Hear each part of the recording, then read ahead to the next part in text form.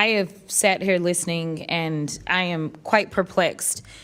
It does take me back to my legal days. And so when I think about a subpoena, one of the things that we normally look at when we are trying to determine whether or not contempt is going to be ushered into the conversation is whether or not there's been substantial compliance, and what it means to actually look like you have substantially complied. It means that you're taking reasonable steps to follow a court order, that you're acting in good faith, and typically that serves as a defense.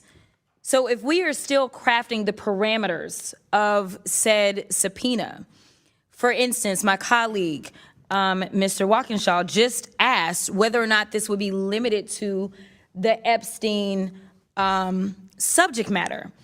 For me, if they responded at all, then there is some sort of compliance, which they did.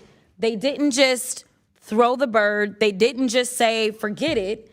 But more importantly, I just want to point out that we are living in an age of hypocrisy, because my other colleague just pointed out that Mr. Perry sits here and somehow sits in judgment of others.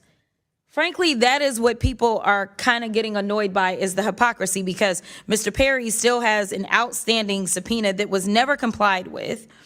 In addition to that, he talked about we need to care for the victims. Somebody correct me if I'm wrong, and I will yield my time.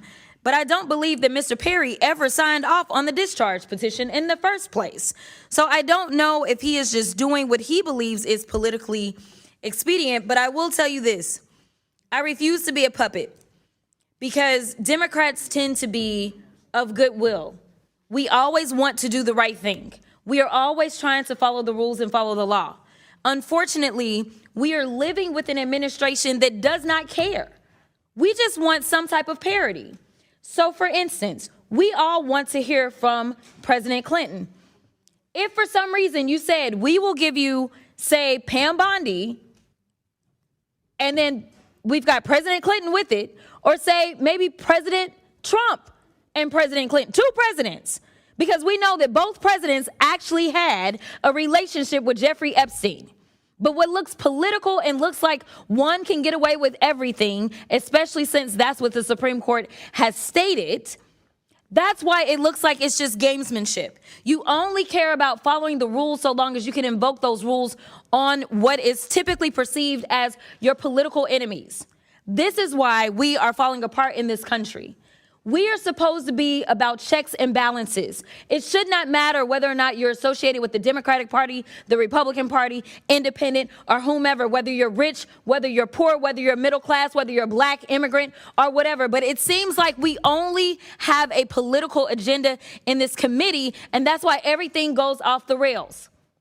You only love law enforcement when they're going after black, brown, immigrants, that kind of folk, right? But on January 6th, you didn't care about law enforcement because they still don't have their plaques up. We continue to do the right thing and say, yes, apply the rules equally across the board, and then y'all play in our faces and you only apply it to one side. I am asking for one commitment, and then I will yield to the ranking member.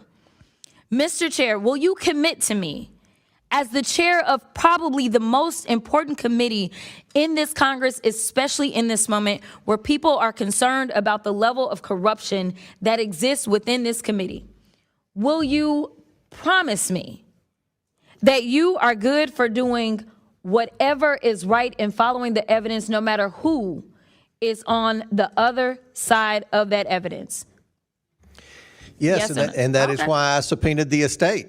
And we had no idea what was, nobody knew what was in the estate documents. And I, without hesitation, subpoenaed the estate. We've subpoenaed the Department of Justice. And that's where we got the birthday letter. We subpoenaed the estate. Hold on, Mr. Subpoena, right. Okay, we got the birthday letter, but we can't just get the evidence and then not follow up on the evidence that we actually get. I will relinquish the rest of my time to the chair.